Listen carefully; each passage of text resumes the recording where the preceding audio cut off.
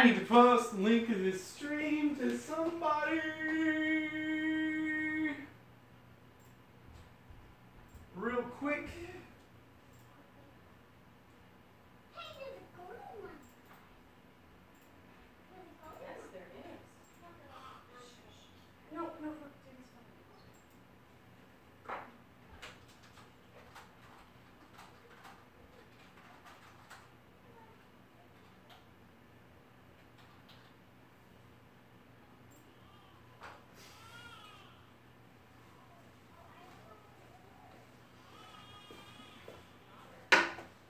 Dear Internet, Reddit user Mcnullinson said that if I made this video, they would donate $1,000 to a charity of my choice, and I chose Doctors Without Borders. So, I have books. I have a book collection, and it's all up in storage. So what I did was I started to pull some of the boxes of books out. It's a little bit disappointing because my book collection and my wife's book collection has kind of intermingled, but some boxes are just my books and some boxes are just her books.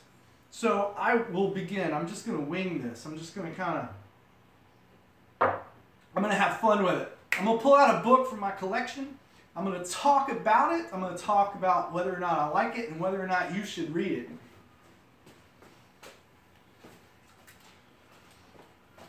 Bhagavad Gita. This book is better than the Holy Bible. This book is life-changing. This book gives insight into existence itself. It's very interesting. But as with any religious text, you should take the good from it and discard the stupid mythology.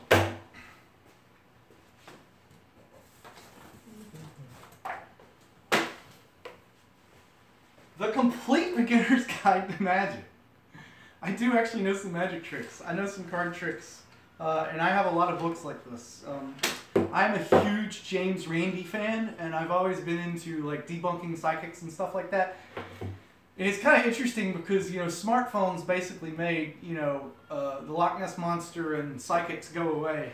But there was a time when I was younger when, like, TV psychics were much bigger. John Edwards had a show on Sci-Fi, and I was really big into debunking those sort of snake oil hucksters. And James Randi was a hero of mine. And I learned some magic tricks because a magic trick is the best way to pick up a girl at the bar. It's true. If you can do a couple of magic tricks and make yourself interesting at the bar, a girl is more likely to be interested in you than the drunk frat guy that's talking about that one time he caught a pass in high school. So yeah, I recommend anybody learning a little bit of magic.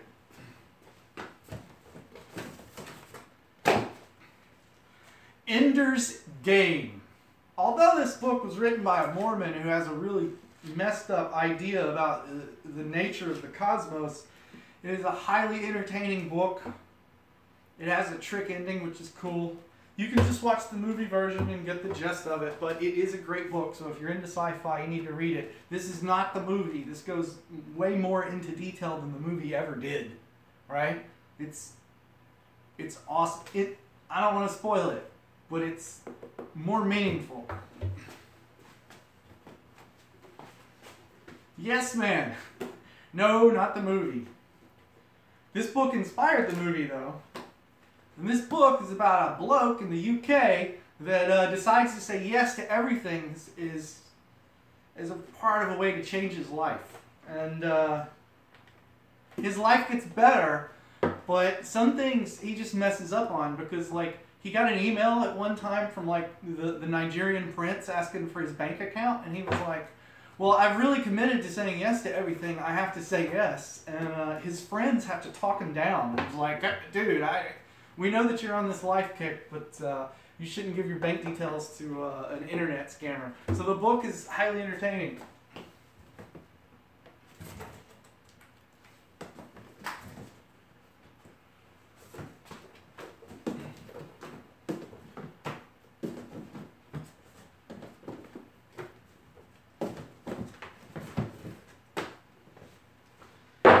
Here is just some of my Master and Commander collection. This is Master and Commander. This is the first book. It introduces you to Captain Aubrey.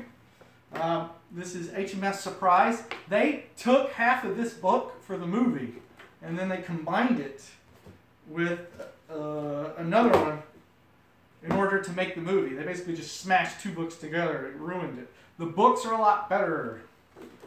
Post Captain, Desolation Island, The Fortune of War. I mean, this is all Master and Commander. I highly recommend the Master and Commander series. I'm not a sailor. Sometimes I have a hard time reading the book because it's like they hoisted this rope and this sail, and you have to actually flip to the front of the book, which gives you a handy number guide as to just what the heck they're talking about so that you can visualize in your mind what's going on. So, highly recommend that.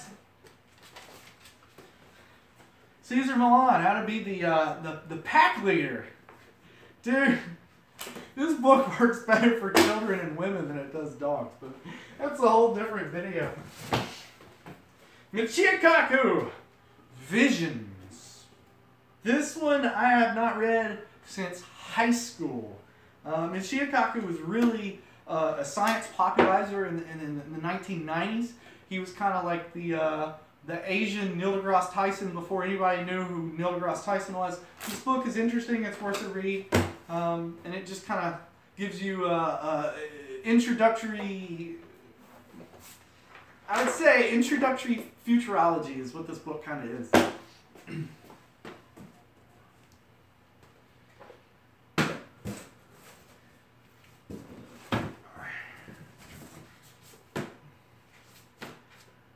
So yeah, I'm coming across a couple of my wife's books.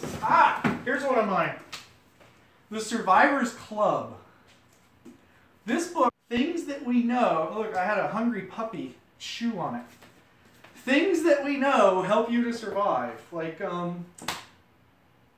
there's a chapter on how to increase your chances of surviving an airplane crash. And they break down, basically, every time an airplane crashes, what are the odds of people sitting in the front, the middle, or the rear dying, and stuff like that.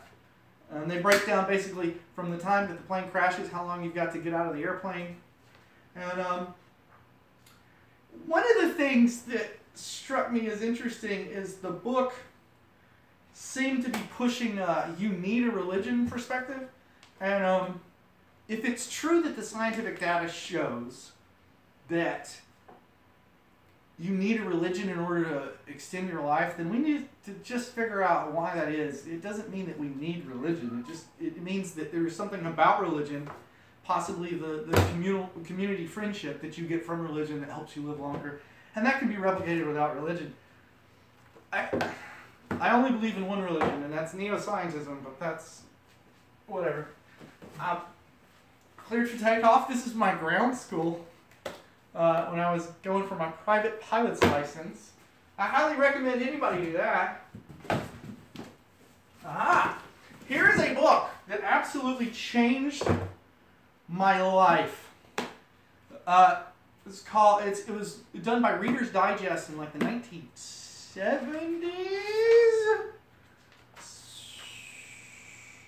1978. This book changed my life, and I'm going to tell you why. And I'm probably going to end up talking more about this book than any other book. So this might be a long broadcast. So I'm going to make sure we're still broadcasting. Oh my God! Fuck!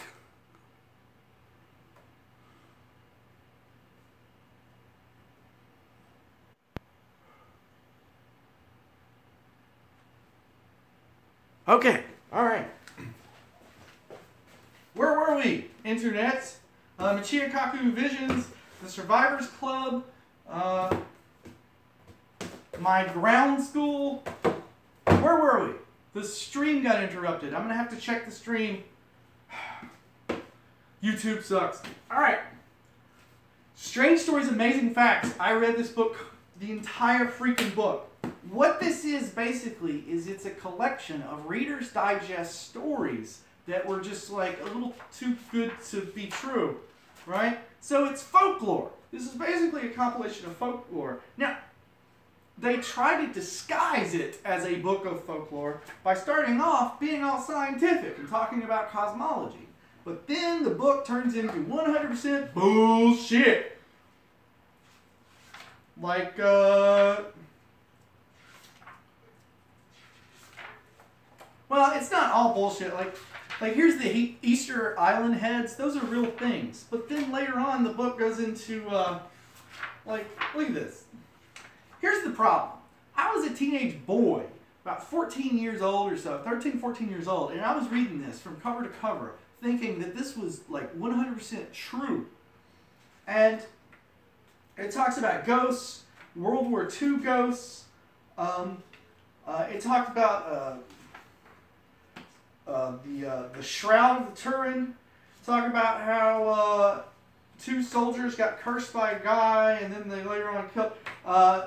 Apparently, a single-hoofed animal walked in Devon, England.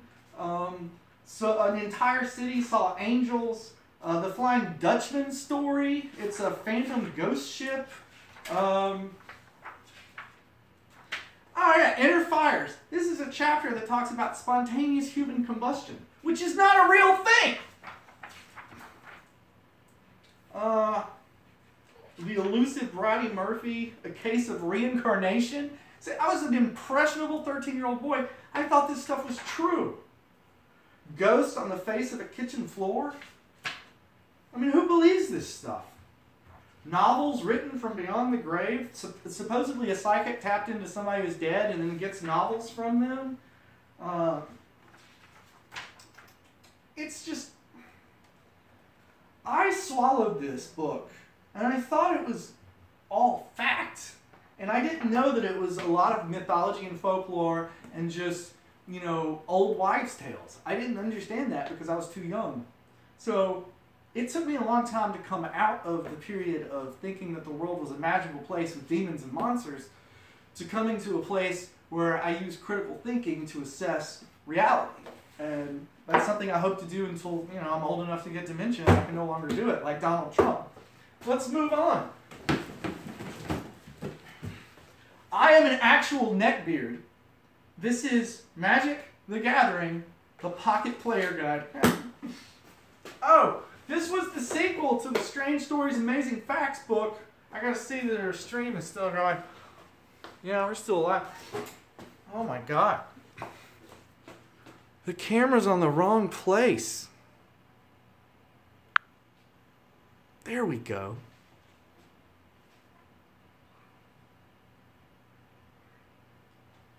Well, what was it showing? The internet sure is weird. Ah, it was showing my Princess Mononoke stuff. Oh, it was showing the TV screen. Okay, moving on. This was the sequel to Strange Stories, Amazing Facts. It was about America's past. This is also a folklore book. So, you know, Tom Clancy's Rainbow Six, highly recommended. Here is Ender in Exile. Excellent book. It's the sequel to Ender's Game. Xenocide, Speaker of the Dead. These are all Ender books. Ender's Game books. Ah! Raptor Red. I'm going to go make sure that the stream is working.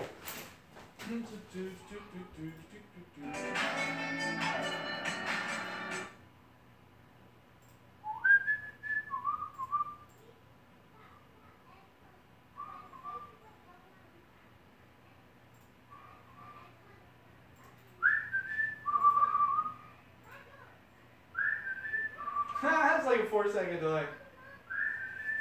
That's like a 4-second delay. That's like a 4-second delay. That's like a 4-second delay.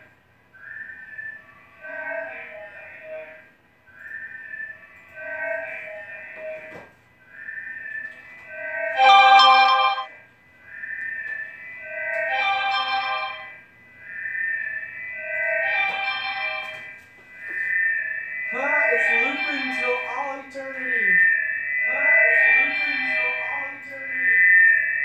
Alright. Raptor Red, motherfuckers. Raptor Red Alright. Raptor Red was written by paleontologists. And basically it takes you into the mind and thoughts and life of a female velociraptor, Utah raptor. It's awesome, man. It goes into their mating rituals at one point, and like they do a dance to look for parasites. Now, one might ask, how would a paleontologist know that level of detail? Well, deductive reasoning. We try to get as close as possible, and the book doesn't really go into that. It's fiction. It is a fictional book, a fictional account about a fictional dinosaur that this paleontologist dreamed up in his head. Great book. I love it. What's next? This is the Aragon series. Aragon, Brissinger, Eldest, Inheritance. I've got them all. They were alright. I mean, it was nothing special. I mean, it was okay. It wasn't like the greatest book series in the world. I'm not really into fantasy anyway. It's not really my thing.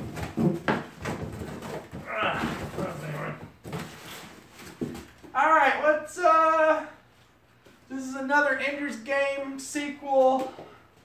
If you're into that. Plato's Republic. An extremely eye-opening.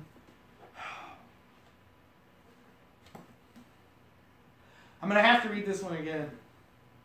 It was about 10 years ago when I read it the first time. It's some heavy shit, man. Sam Harris is the end of faith.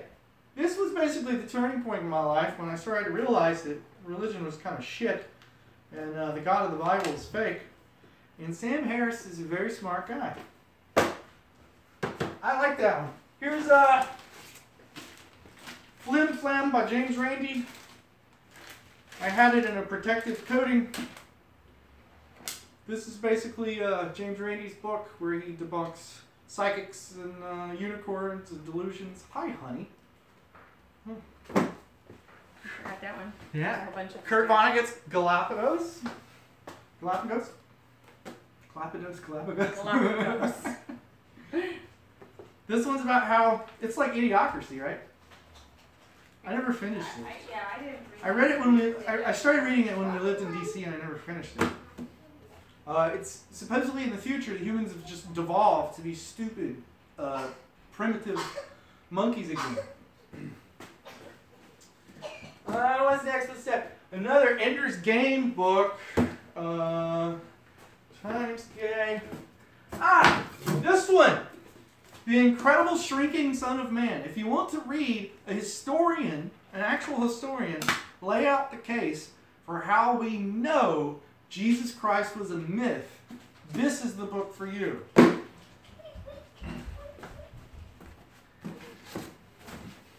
The Iliad. One of the 3 greatest books ever written.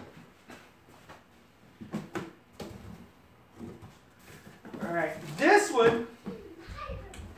Oh yeah, man, I remember these. Brian Keene. He writes zombie fiction. These things are good, man. City of the Dead and The Rising. Zombie fiction. Very entertaining. This book is also bullshit. I'm just going to make sure the stream's still going. Oh, I know. Alright. This is an Art Bell book. Art Bell means horseshit. Becoming Global Superstorm. Art Bell and a bullshit artist. They claimed that the whole planet was going to be engulfed with a superstorm, and this was basically the idea behind The Day After Tomorrow. Jurassic Park by Michael Crichton, one of my favorite books.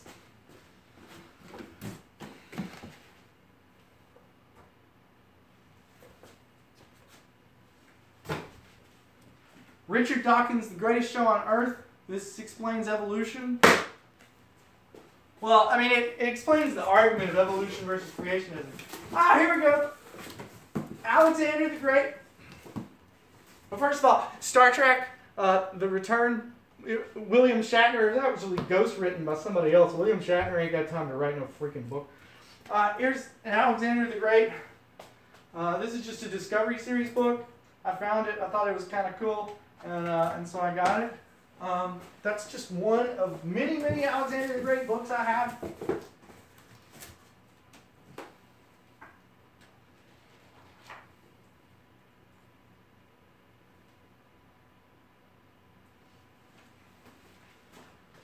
Broke His Brain by Carl Sagan.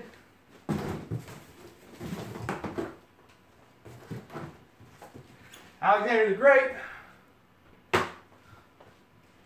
President Obama's election. I worked on Obama's campaign. That was fun.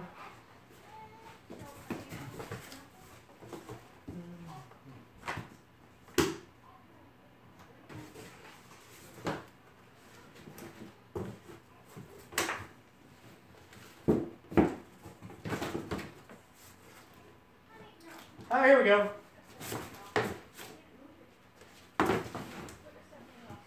Alexander the Great, his armies and campaigns. Alexander the Great, Robin Lane Fox. This is a biography. Alexander the Great, J.R. Hamilton's version. Here it is, The Logistics of the Macedonian Army. This was the one that I read cover to cover. Very insightful stuff. Alexander the Great by E. Rice. And Alexander the Great, Man of Spirit, Man of Action. This is just, I think it's an Abrams Discovery series. I love Alexander the Great. He's the greatest man to ever live. Greatest man to ever live. And his vision for the world is right. Yeah, that's about it. I've only gone through 3 boxes. I've got like 8 more boxes. Alabama Roll Tide, motherfuckers. Alright, so once again, Reddit user Mcnullinson promised $1,000 to Doctors Without Borders for this video. So if he does not do that, internet, hold him accountable. And if you guys want to see more of my book collection, just let me know, and I will do more books.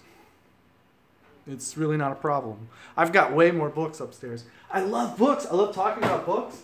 I mean, I've got more right here.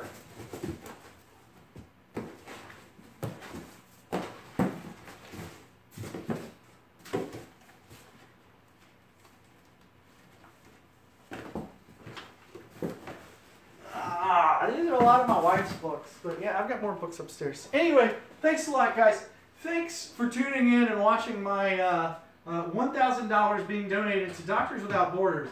Reddit user Mcnullinson will be paying for that. If he does not, then he's just a liar, and people on Reddit and people on our drama can call him out for being a liar. Doctors Without Borders are doctors that basically go into impoverished nations, impoverished areas where they don't really have medical care, and they provide medical care for these people in need. It's a very deserving charity, so if you're watching this video, hey man, swing them $5. Just swing them $5 through PayPal. Anyway, I'm gonna stop this stream and I'm gonna go play some Kingdom Hearts or something.